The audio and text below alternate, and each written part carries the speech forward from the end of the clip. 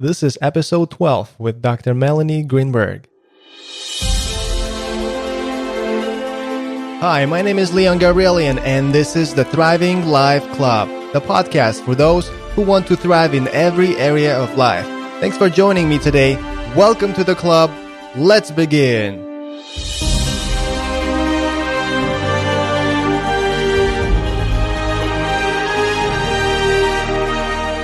Stress is unfortunately a natural part of life, especially in our busy and hectic modern times. You don't have to let it get in the way of you designing a thriving life for yourself and those around you. Studies show that the key to coping with stress is simpler than you think. It's all about how you respond to the situations and things that stress you out or threaten to overwhelm you.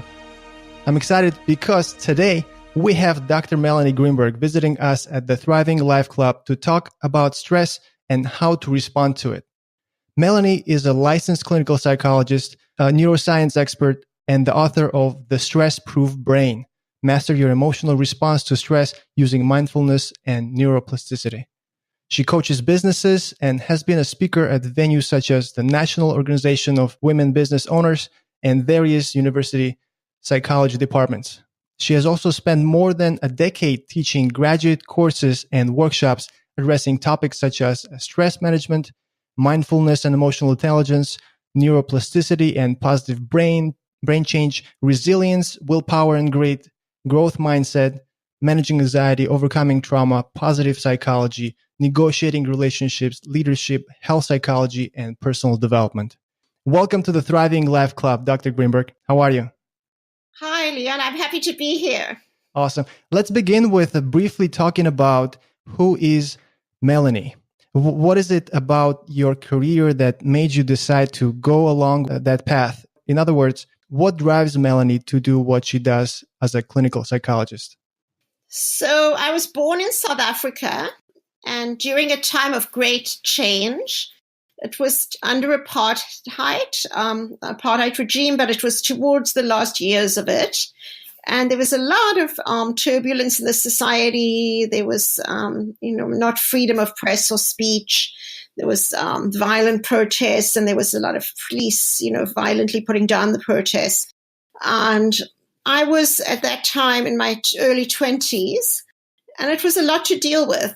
And a lot of my friends were leaving the country, moving to other countries, and I had to make this sort of major decision about whether to stay or leave. And that led me to, become interested in psychology, and especially in how do you manage stress and how do you manage circumstances in life that are out of your control, that you didn't necessarily ask for, but that can have a big, big impact on your life. And so I ended up coming to the States to graduate school in psychology, and I didn't have any family here. So, it's like I had to become resilient. I had to adjust to a very new setting. And I wrote my book, and in my practice, I think there's certain things that help. And I wanted to share the things that had helped me. And it's meaningful to me to help other people, inspire other people with my journey and the things I've learned. And what is it about the ability to overcome stress and become resilient that is so important? It's important to overcome stress because stress is a natural part of life. We all have to deal with stress, whether it's those minor daily hassles that all of us have, like traffic and housework, or whether it's major life events happening to us, like somebody dying or a job change, or whether we've experienced a trauma.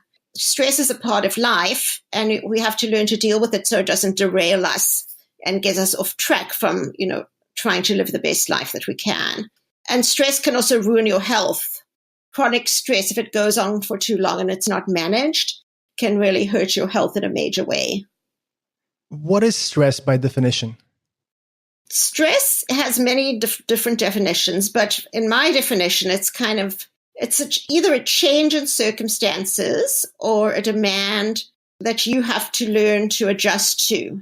Perhaps something for which your earlier coping skills no longer work. But so there's a change that you have to learn to adjust to, or it can be a chronic situation that creates tension for you. Okay, so in your book, you talk about the stress-proof brain. How does the process of stress-proofing the brain work on a step-by-step basis? Our brain has a built-in mechanism for handling stress. There is a part of the brain called the amygdala. It's a small almond-shaped structure in the middle of the brain, and it sends us into fight or flight or freeze. In other words, when our brain perceives a threat, we have this automatic sort of cascade of hormones and neurotransmitters that get us ready to run away or to fight, and sometimes to freeze if the threat is too great. What happens, though, is that was great. Our ancestors were in the jungle with lions and tigers, and, that worked really well to be able to run away quickly. But in today's society, we face many different kinds of stress, and many of them aren't physical. Many of them are very prolonged, complicated. And so that response can actually not always work for us. So to have a stress-proof brain, you have to get help slow things down so you can get another part of your brain on board, which is called the prefrontal cortex. And the prefrontal cortex can help us to mindfully make decisions and solve problems and calm things down. And so that's a big step is getting your prefrontal cortex on board. And how you might do that is by practicing mindfulness meditation, or mindfulness, as a way of living, to be in the moment, to ground your stress, to slow things down and bring yourself back from that worrying kind of cycle that we can get into. It's also self-compassion, learning to be compassionate and kind to yourself rather than pressuring and criticizing yourself and being perfectionist. It's also bringing in the positive. Even when we're stressed, just try to stay connected to the positive aspects of our lives and the things that bring us joy. And it's also having a growth mindset. In other words, seeing the possibilities for change and growth inherent when we face stressful circumstances. In the book, you talk about neuroplasticity.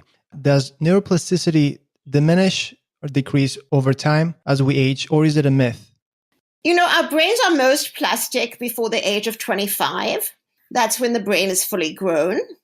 And it does go down some after that, but we actually can change the wirings of our neurons throughout life. And it takes a while. It takes repeated practice, over months, for some people even years. But we have billions of neurons in our brain. I think we have about 86 billion neurons. And they have all these connections with all these other neurons. And when you repeatedly practice a new habit or a new way of thinking, eventually you change the wiring of the neurons, that they become, connected in different ways into different parts of the brain. And so you can actually learn to connect to more positive and calming parts of the brain when you're under stress. So is it fair to say that the older we get, the longer it takes to change the wiring of the brain? I think it is harder when we're older than when our brain is still growing. And, and then with old age comes even more, and it becomes harder. But the reason it's harder also is, our brain can get very fixed and set in certain patterns and certain ways of thinking that all the neurons get linked together. And so that's why we have these kind of fixed scripts and stories about ourselves that can sometimes be limiting. And, the more time those scripts have had to set in, the harder it is. But you can still change the brain with repeated practice. Melanie, what if somebody actually reads your book, masters their emotional response to stress, and stress-proofs their brain? What would their life look like in 30 days, 90 days, or even a year? I think that what might happen initially is that you have the ability, when you start going into fight or flight, when your heart starts beating rapidly and your breathing speeds up and, all the blood rushes to your muscles, that you have the ability to kind of say, okay, that's my brain going into stress. I've got to stop everything now, and just feel my feet on the ground and just give it some time, breathe, so that the more mindful parts of my brain can get on board. So, that would be the first thing that you learn, just to notice when you're going into these stressed out states and to be able to say stop. And then at a later stage, you might be less likely to go into the stressed out states in the first place. You might have more, of sort of a view of looking at the world and yourself that you don't get as easily triggered. And that's, after a year, maybe, I don't know the exact time frame, but around there, when the neurons start to rearrange themselves, then you won't necessarily go into these old scripts of like, I'm a failure, or, I messed up, or nobody cares about me. Those won't be triggered as rapidly because the neurons will have, reconnected, and you can sort of deal more with the current situation without all these inputs of like negative thinking from the past. So what are the three most common roadblocks that might get in the way while learning and applying the tools mentioned in your book? And what are the specific strategies to break through those roadblocks? I think habit change is very difficult. So we all know we should exercise more. A lot of people would like to meditate, but it's very difficult to implement when we have busy lives. And, when there's multiple things pulling us in different directions. So I think maybe the biggest roadblock is, how do you begin to change, and how do you get the motivation to change? And even when you have the motivation, how do you stop other things from getting in the way? And what I say to my clients is that, that starts with an intention. So it's learning to understand how putting in mindfulness and exercise and restructuring your thinking might actually change your life and make you happier and more successful. And then number two, it's really making it a priority. So putting it in your schedule, deciding exactly which days and times you're going to do your meditation, clearing the space for it, arranging your environment to support, the new habits. So say you decide to exercise more, maybe it's, having a friend that you meet every morning at 8:00 at the gym or something like that. So it's really hard to change behavior, and you have to really get specific patterns, and you have to anticipate what's going to get in the way and try to prepare for it. I think another block is that people give up, because when you first start trying to change your brain, it's like the old habits are very fixed, whether it's a way of thinking or a way of relating to other people. You have your automatic ways of thinking and doing things. And when you try to change it, it sometimes feels weak. So people might say, well, yeah, I know that I'm not really a failure, but it doesn't really help because like I feel that way, and, I don't seem able to stop feeling that way. And then people give up.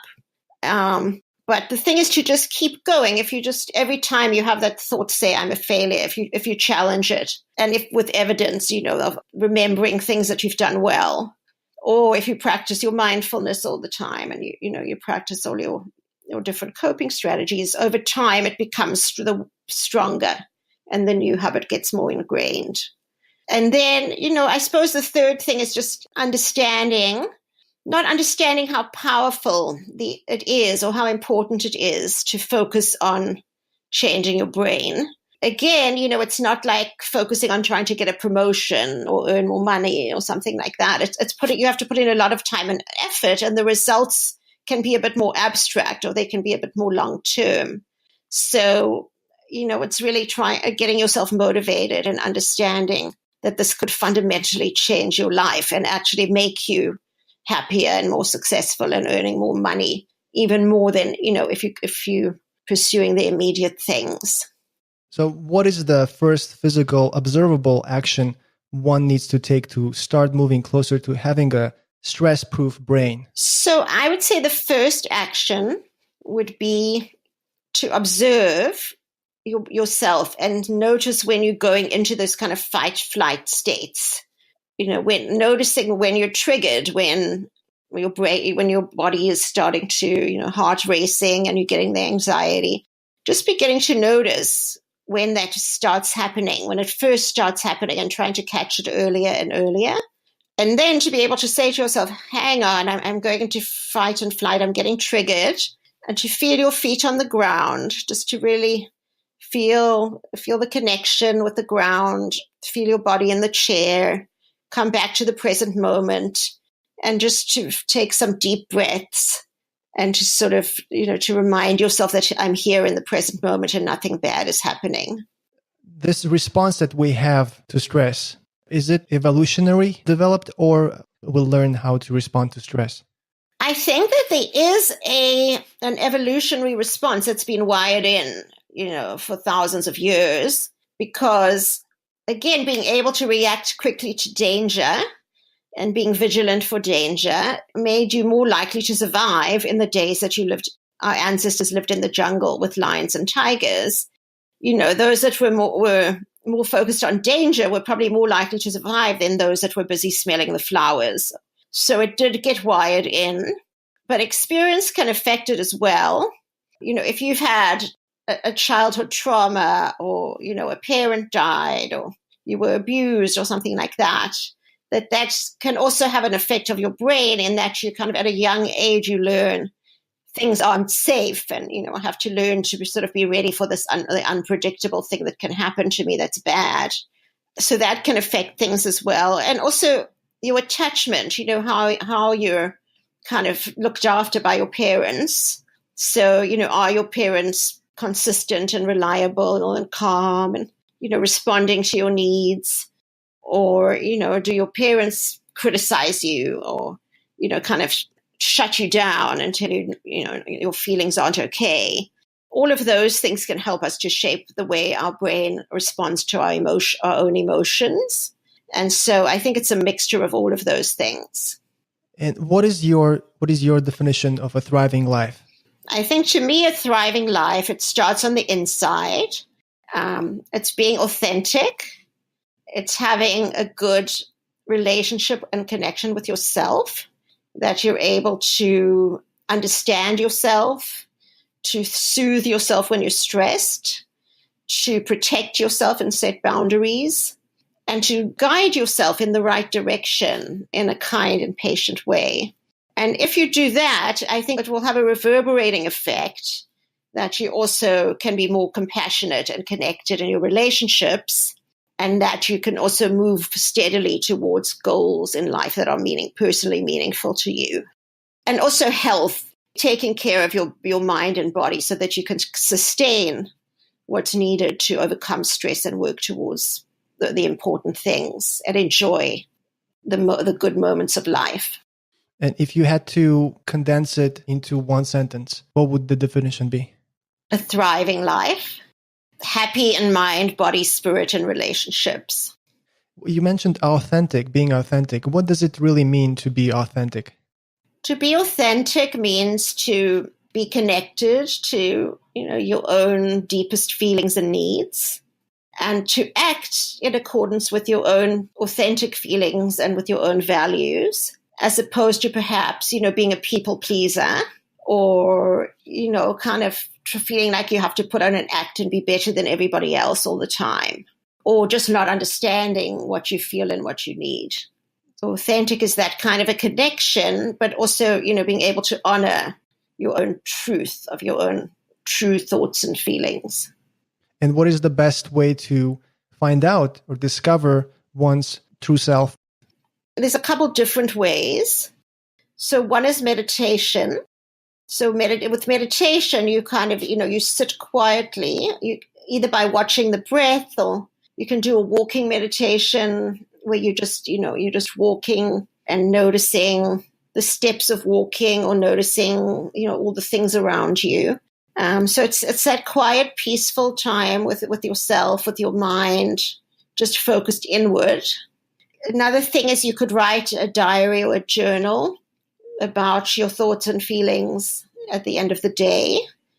Some of it is also maybe just being alone and planning, a day by yourself, or a day now and then by yourself. Take yourself to a museum, or for a nature walk, or to the beach.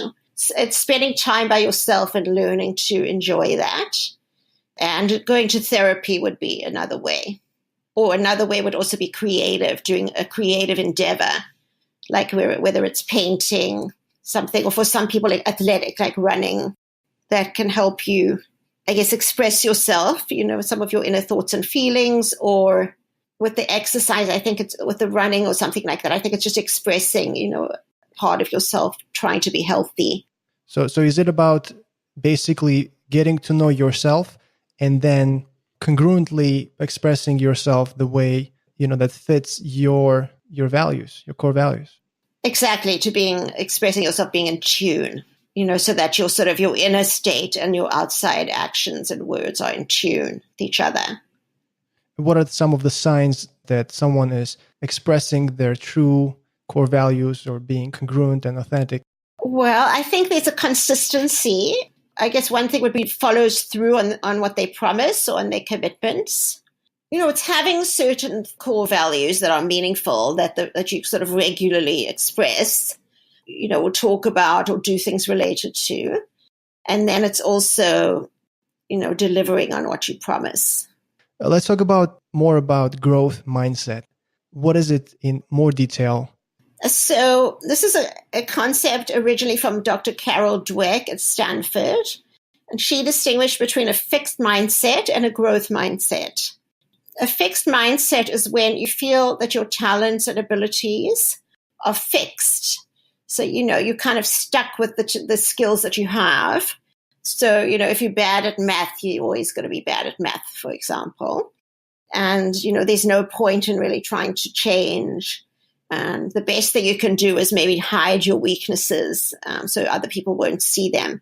Growth mindset, on the other hand, is the belief that you can change your talents and your abilities and learn new tools and maybe develop new qualities and become a better you and a more skillful you. Carol Dweck did this research where she found people with a growth mindset, it was associated with success, that students with a growth mindset were more able to improve their math scores and things like that. So there's a resilience in it. It turns out that if you do believe you can change and improve, you tend to put in the practice. You tend to, do hard work towards changing, tend to stick with things more when they become difficult and have stamina. And all of those things help you be more successful. And I keep hearing the word success. What is your definition of success? I think it's very individual. Success can be achievement, that you have certain goals for yourself and, sort of moving ahead in achieving those goals successfully motivating yourself to do the behavior that will allow you to be healthier and happier. But it's very individual. I mean, for some people, success is relationships, having relationships that work well. For some people, success is, being the sort of the best person they can be on the inside. I think it's individual, but those are some examples. So the definition of success is very individual. Is that what you're saying, right? Yeah, it's whatever's, success is for you, what's important to you. And the definition I like the most, definition of success, is progressive realization of a worthy ideal. So that if someone has a goal and they're moving towards their goal and they're achieving the goal, that means they're successful. No matter what area, it doesn't matter if they are employee, it doesn't matter if they're a business owner, it doesn't matter if they're a pilot, it doesn't matter if they're a stay-at-home mom. If they have a goal and they're progressively moving towards that goal, realizing that goal, that means they are successful. I like that a lot, and that makes total sense to me. And, the goal could be an external goal. It could even be an internal goal, to work on some aspect of yourself, like to make yourself a more reliable person or something like that. Basically, a goal between you and yourself. You wanting to change something within you? Yeah, exactly. Or it could be, achieving something in the outside world. I think it could be either. I mean, even if you were to change an internal quality as your goal, I guess you would have to have some way of measuring whether you achieved that. So that would be, your behavior, which I guess would be tangible. Right. So as you change your internal qualities and you go about your life acting and behaving, your behavior is going to ultimately show the progress, how you were able to change those or achieve those internal goals. Is that what you're saying? Exactly. Yeah. Yeah, exactly. What would you say about how to manage anxiety? Because I meet people, I have friends who have dealt or deal with anxiety. What could you teach them in the next 5 minutes about how to manage anxiety? One of the most important things to understand is that you can't make anxiety go away completely just because you want to, or even with lots of effort. So a big piece with anxiety is learning to tolerate the anxiety And there are some ways you can bring it down, like with meditation or breathe, kind of slowing your breath, slowing down and taking deep breaths, feeling your feet on the ground. And then, trying to think differently about the problem as well. Like trying to see, is there a way I can see this problem as less threatening? Or is there a way, that I can see myself as capable and confident to deal with this problem? But there's a piece of anxiety that sometimes you just have to learn to tolerate it and sort of do your best despite the anxiety. Right. And there are different levels of anxiety. There's beginner stages of anxiety, and there could be chronic anxiety. Right. What's the difference? Because I've heard some people talk about anxiety as excitement. What's the difference? Do you think anxiety could be compared to or the same as the feeling of being excited? There was one study where they had 3 groups, and they had the one group, they were supposed to give a speech that was kind of the situation that was going to induce anxiety. And one group just gave the speech. One group was told to try to calm down before the speech, to calm themselves down. And the third group was told to try to interpret the anxiety as excitement, to focus on how excited they felt about what they were going to talk about. And actually, the group that interpreted the anxiety as excitement performed better and gave a better speech and, just generally enjoyed the experience more. So I think it's physiologically, there's not always that much difference between anxiety and excitement. We're feeling the racing heart and the sort of the revved upness, the adrenaline flowing. So some of it is in how you see it. It's in the situation and it's in how you see the situation. So trying to, when you're anxious, to sort of focus on the positive, on the challenge, on the passion that you feel for, the situation can be helpful. Thank you for sharing that. Dr. Greenberg, how can our listener contact you? Where can they find you? So they can find me on my website, drmelanigreenberg.com. You can sign up for my newsletter on my website. So I have a weekly newsletter with lots of tips and tools relating to these thriving and managing anxiety and stress and so on, and relationships. You can also take a look at my book. It's called The Stressproof Brain, and it's available in Amazon or Barnes & Noble. And I also write a blog for Psychology Today, and it's called The Mindful Self-Express, Self-Express. It's a very popular blog. I have more than 10 million page views, and there's a ton of articles about research and brain science and practical coping tools relating to these topics. Again, thank you very much for joining us at the club. It's been a great pleasure to have you. Well, you're very welcome. It's been fun to be here. And there we have it. Another amazing guest has visited our club. Make sure to subscribe to the Thriving Life Club podcast on your favorite app. Simply go to thrivinglifeclub.com/ and the name of your favorite platform. iTunes, Stitcher, Spotify, Google Play, YouTube. You get the point. You will find the show notes, the episode freebie, and the resources mentioned during the episode by navigating your browser to thrivinglifeclub.com/ and the number of this episode. For example, for the episode 3, you would go to thrivinglifeclub.com/ 3. For the episode 7, you would go to thrivinglifeclub.com/ 7. We want to make this podcast the #1 podcast on iTunes in its category.